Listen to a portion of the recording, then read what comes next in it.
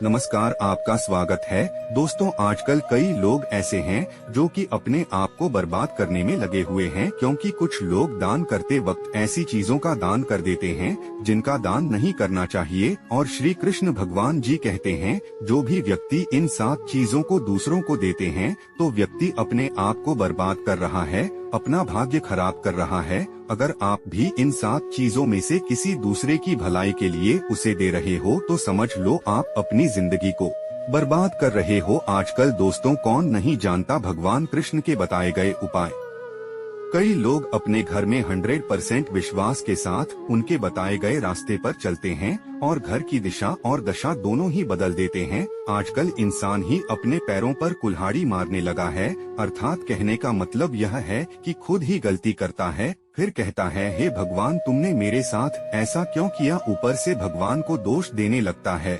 और आप भी यह गलती अपने घर में कर रहे होंगे। कभी आपके घर में नेगेटिव ऊर्जा का आना शुरू हो गया होगा, और जब हम इस तरह के काम करते हैं घर में तो घर की दशा और दिशा दोनों ही बिगड़ जाती है। दोस्तों, भूलकर भी इन 7 चीजों को किसी को भी न दे, नहीं तो आपको सड़क पर आने में कुछ वक्त लगेगा। भगवान श्री कृष्ण के अनुसार मनुष्य को अपने घर की चीजें भूल से भी दूसरों को कभी उधार में अथवा भेंट में नहीं देनी चाहिए। इन चीजों के साथ ही घर से लक्ष्मी भी चली जाती है। हमें बचपन से ही सिखाया जाता है कि दूसरों की मदद करने से, दूसरों को दान देने से मनुष्य को पुण्य मिलता है। भगवान श्री कृष्ण के अनुसार जो मानव अच्छे कर्म करते हैं उन्हें उसका अच्छा फल ही मिलता है, परंतु कुछ चीजें ऐसी होती हैं जो आपको भूल से भी दूसरों को नहीं देनी चाहिए, क्योंकि ये चीजें अगर आप दूसरों को देते हैं तो इन चीजों के साथ आपके घर की सुख समृद्धि भी चली जाती है, क्योंकि इन्हीं चीजों के साथ आपके घर की शांति सुख समृद्धि जुड़ी हुई होती है। अगर ये चीजें आप दूसरों को दे देते हैं तो आपको दरिद्रता का सामना करना पड़ सकता है। कई लोग कहते हैं, यह हमारा घर वास्तुशास्त्र के अनुसार चलना चाहिए। अगर जो व्यक्ति वास्तुशास्त्र के अनुसार नहीं चलता है तो उसके घर में बर्बादी के लक्षण दिखने लग जाते हैं। आपको बर्बाद नहीं होना है, आपके घर को बचाना है। आपके घर में रहने वाले हर सदस्य ठीक रहे। रसोई घर में यह गलती मत करना कभी। और ईश्वर कहते हैं कि जो भी व्यक्ति अच्छे तरीके से पूजा पाठ करता है उसे मैं स्वीकार करता हूँ, उसकी हर मनोकामना को पूरा करता हूँ।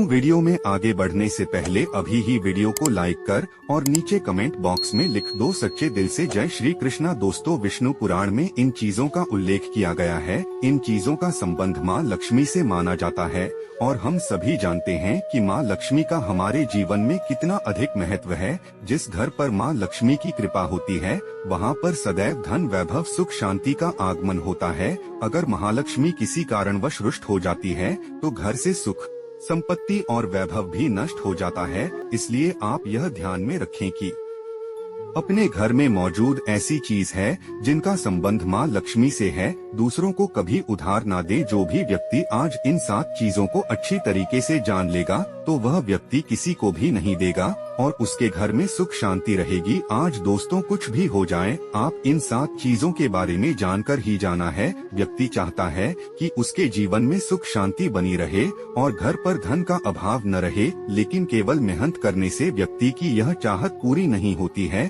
कई बार ऐसा होता है, आमदनी अच्छी होने और खूब मेहनत करने पर भी घर पर धन का अभाव बना रहता है। इसका कारण है जाने अनजाने में हुई गलतियां। शास्त्रों में ऐसी कई नीतियों के बारे में बताया गया है जिसका पालन करने पर जीवन की कई समस्याएं दूर हो जाती है। दोस्तों, इतना ही नहीं, इन नीतियों का अनुसरण करने पर घर परिवार में सदैव खुशहाली बनी रहती है और माँ लक्ष्मी की कृपा से कभी पैसों की कमी नहीं रहती है। गरुड़ पुराण, जो कि हिंदू धर्म का महत्वपूर्ण ग्रंथ माना जाता है, इसमें ऐसी कई बातों का उल्लेख मिलता है जो कि गरीबी और दरिद्रता का कारण बनती है। अगर आप इन कामों को करते हैं तो आज ही इसे छोड़ दें, वरना कई तरह की परेशानियां झेलनी पड़ सकती है। अब यहाँ पर कुछ दोस्त ऐसे भी होंगे जो हमारी बातों को हल्के में लेंगे, क्योंकि उन्हें वास्तुशास्त्र का ज्ञान नहीं है। इस पर एक कहावत भी प्रचलित है कि बंदर क्या जाने अदरक का स्वाद। अर्थ यह है, कोई भी व्यक्ति वास्तुशास्त्र के बारे में नहीं जानता है तो फिर इन उपायों में या वीडियो देखने में विश्वास ही नहीं करता है। इसलिए सही सटीक 100% जानकारी के साथ में जानने के लिए इस वीडियो से जुड़ जाना। दोस्तों, वीडियो को आगे बढ़ाते हैं। आपके पास अभी जितने भी काम है उनको साइड में रख दीजिए। ध्यान पूर्वक जो आपको बताया जा रहा है उसे देखिए और सुनिए। ये सबसे पहली चीज है पत्नी के गहने। दोस्त, स्त्रियों के आभूषणों को माँ लक्ष्मी का प्रतीक माना जाता है।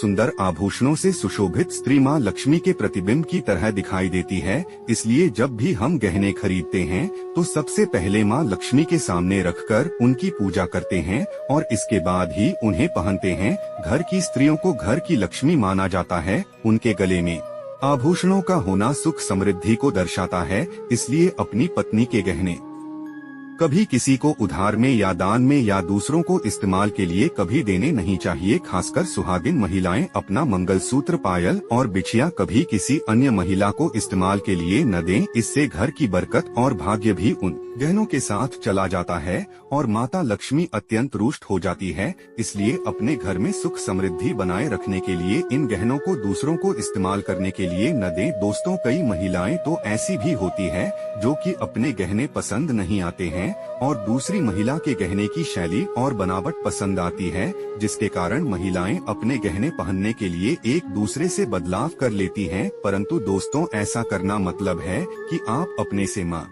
लक्ष्मी जी को रुष्ट कर रहे हो और घर से बाहर भेजने की तैयारी कर रहे हो, क्योंकि आभूषण या गहने महालक्ष्मी जी का प्रतीक होता है और आपके अपने गहने ही आपको पहनने चाहिए। किसी को भी दूसरे के गहने नहीं पहनने चाहिए। दूसरी चीज है झाड़ू। दोस्तों, झाड़ू जो सफाई के लिए काम आता है, हमारे घर से नकारात्मक ऊर्जा को दूर करता है, उसे माँ लक्ष्मी का प्रतीक माना जाता है। ऐसा माना जाता है कि झाड़ू में माँ लक्ष्मी का निवास होता है। इसलिए अपने घर की झाड़ू कभी किसी को उधार में या उपयोग के लिए ना दें। अगर झाड़ू खराब हुई है तो उसे किसी प्रवाहित जल में बहा दें, लेकिन उसे किसी को उधार में न दें या कचरे में न फेंकें, क्योंकि अगर आपके घर की झाड़ू कोई दूसरा उपयोग करता है तो इसका असर आपके घर की सुख शांति पर पड़ता है। इसके साथ यह भी बात ध्यान में रखें कि दूसरों के घर की झाड़ू का अपने घर में कभी प्रयोग न करें, क्योंकि ऐसा करने से उनके घर की नकारात्मक ऊर्जा आपके घर में आ सकती है।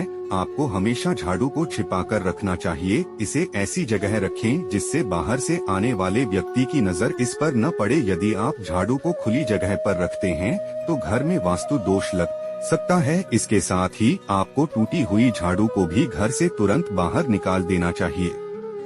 लेकिन आपको इस बात का ध्यान भी रखना चाहिए कि कभी भी झाड़ू को बिस्तर के नीचे नहीं रखना चाहिए और इसे किचन में भी नहीं रखना चाहिए। इससे आपके परिवार के लोगों के बीच लड़ाई झगड़े हो सकते हैं। आपको इस बात का ध्यान रखना चाहिए कि झाड़ू पर कभी पैर नहीं लगाने चाहिए। यदि आप झाड़ू को पैर लगाते हैं तो यह माता लक्ष्मी का अपमान करने के समान होता है। झाड़ू को पैर लगाने से घर में वास्तु दोष हो सकता है और आपको आर्थिक हानि भी हो सकती है। अगर आप घर में झाड़ू रखती है तो इसे रखने के सही वास्तु नियमों के बारे में जरूर जान लेना चाहिए, जिससे आपकी आर्थिक स्थिति अच्छी बनी रहे और घर में खुशहाली आए। कभी भी आपको घर के किसी भी व्यक्ति के घर से बाहर निकलते ही आपको झाड़ू का इस्तेमाल नहीं करना चाहिए। इससे बाहर जाने वाले व्यक्ति को अपने कार्यों में सफलता नहीं मिलती है। दोस्तों, यही नहीं, यदि आपके घर में नई बहू का आगमन हो या बेटियां घर से ससुराल जा रही हो, तब भी आपको तुरंत झाड़ू नहीं लगानी चाहिए। मान्यता है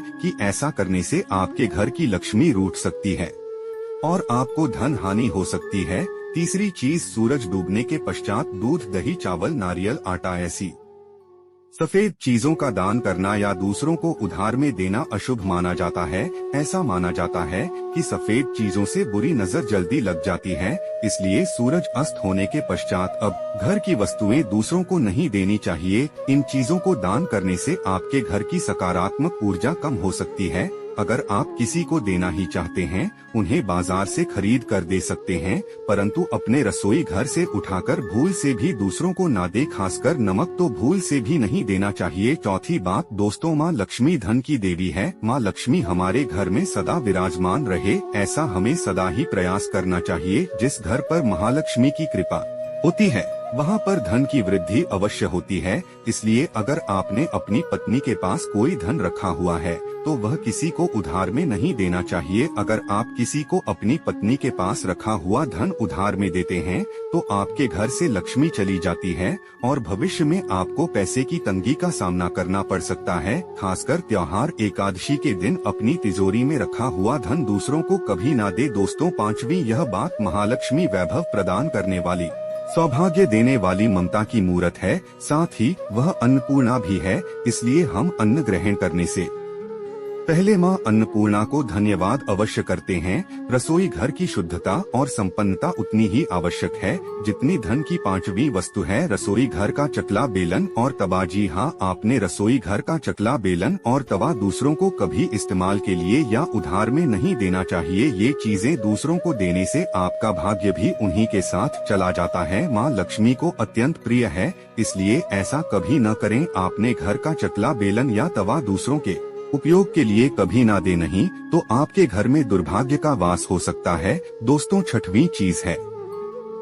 नुकीली वस्तु जैसी चाकू, कैंची तथा तलवार आदि भी कभी दान में नहीं देना चाहिए। ज्योतिष विद्या में ऐसा करना नुकसानदायक बताया गया है। माना जाता है कि नुकीली वस्तुओं का दान करने से परिवार की सुख शांति भंग होती है। इसके अलावा घर के सदस्यों के बीच तनाव बढ़ने के साथ और रिश्ते खराब होने की भी आशंका रहती है। कई बार लोग अन्य चीजों के साथ स्टील के बर्तन भी दान में देते हैं, लेकिन ज्योतिष शास्त्र के अनुसार स्टील के बर्तनों का दान करना हमारे घर के लिए अशुभ हो सकता है। धार्मिक मान्यताओं के अनुसार स्टील के बर्तन दान करने से परिवार की सुख शांति भंग होती है और झगड़े आते हैं। इसकी वजह से घर में आर्थिक तंगी बनी रहती है। इसलिए स्टील के बर्तन दान करने से बचना चाहिए। अगर आप भी स्टील का बर्तन दान करते हैं तो आगे से न करें। कभी भी प्लास्टिक से बनी चीजों का दान नहीं करना चाहिए। सूर्यास्त के बाद प्याज और लहसुन दान नहीं करना चाहिए। दोस्तों, अगर वीडियो पसंद आई हो तो वीडियो को लाइक और चैनल को सब्सक्राइब जरूर करें।